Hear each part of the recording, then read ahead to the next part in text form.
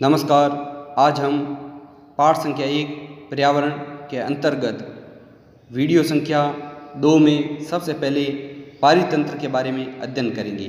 सबसे पहले हम देखेंगे कि पारितंत्र क्या है, जिसमें कुछ विद्यार्थी हैं वो आपस में बात कर रहे हैं। जब रवि के एनसीसी कैंप में जेसी ने देखा कि वहाँ पर मूसलाधार वर्षा हो रही है, तब जेसी बोली कि हमारे यहाँ पर केरल में भी ऐसी ही मूसलाधार वर्षा होती है और वहाँ पर नारियल व अन्य हरे भरे वृक्ष पाए जाते हैं। तब हीरा ने कहा, हमारे जैसलमेर में तो बहुत कम वर्षा होती है और कई बार सूखा पड़ता है और वहाँ पर बबूल, केर, किंकर, खिजड़ी, रोहिड़ा आदि वृक्ष पाए जाते हैं। तब रवि हैरत में पड़ गया कि विभिन्न स्थानों पर पाए जाने वाले जीव जंतु, वनस्पति एवं लोगों के रहन सहन के तरीके इतने भिन्न क्यों हैं।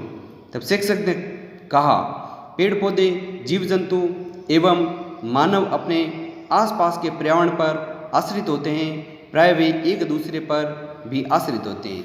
पेड़ पौधे हो चाहे जीव जंतु हो, वे एक दूसरे पर, उसके आसपास जो पर्यावरण दिखता है उस पर भी आश्रित होते हैं। तो जैविक व अजैविक पर्यावरण के मध्य जो अंतर संबंध पाया जाता है उसी को हम पारितंत्र कहते हैं। यहाँ पर शब्दावली भी दी हुई है, जिसके अंदर सबसे पहले हम जानेंगे कि पारितंत्र क्या है। वह तंत्र जिसमें समस्त जीवधारी आपस में एक दूसरे के साथ तथा पर्यावरण के उन भौतिक एवं रासायनिक कारकों के साथ परस्पर क्रिया करते हैं जिसमें वे निवास करते हैं।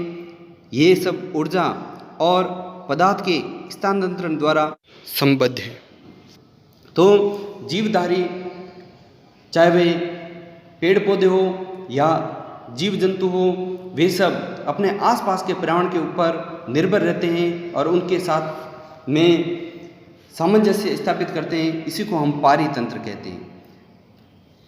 आगे आ रहे हैं शब्दावली 2, जिसमें बताया गया है कि वस्तु विनिमय पद्धति क्या है। यह वस्तुओं की अदला बदली का व्यापार है जिसमें धन का प्रयोग नहीं होता है। तो वस्तु के बदले में वस्तु देना, प्राचीन काल में वस्तु के बदले में वस्तु देना यानी किसी को भी अन्न की आवश्यकता होती तो वह किसान के पास जाकर अन्न ले आता और उसके बदले में कोई वस्तु दे देता। तो वस्तु के बदले में वस्तु देना यह वस्तु विनिमय कहलाता है। और एक होता है मुद्रा विनिमय, जो आजकल प्रचलित है। तो वस्तु के बदले में यदि हम मुद्रा देते हैं, रुपए देते हैं, तो उसे मुद्रा विनिमय कहते हैं। आगे आ रहे हैं मानवीय पर्यावरण। मानवीय पर्यावरण क्या है? तो लोग हैं वह अपने पर्यावरण के साथ में संबंध स्थापित करते हैं और उसके अलावा फसलें उगाना, किसान है वो फसल उगाने का कार्य करता है, उसके अलावा पशुपालन का कार्य करता है एवं स्थायी जीवन जीना सीखता है। धीरे धीरे मनुष्यों ने, पहले मनुष्य था वह आदिवासी की तरह रहता था, उसके बाद में उसने आग का आविष्कार किया, फिर बाद में उसने पहिए का आविष्कार किया और धीरे धीरे बहुत ही आधुनिक गाड़ियों, ट्रेनों और वायुयानों का आविष्कार भी मानव ने किया। व्यापार करना भी धीरे धीरे मनुष्य ने आरंभ किया।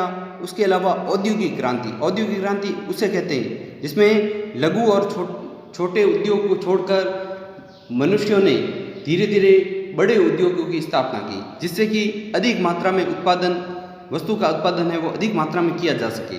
उसके लिए औद्योगिक क्रांति हुई। परिवहन के अंतर्गत एक स्थान से दूसरे स्थान को जाने के लिए आज कोई भी व्यक्ति है वह आसानी से एक स्थान से दूसरे स्थान पर कम समय में जा सकता है।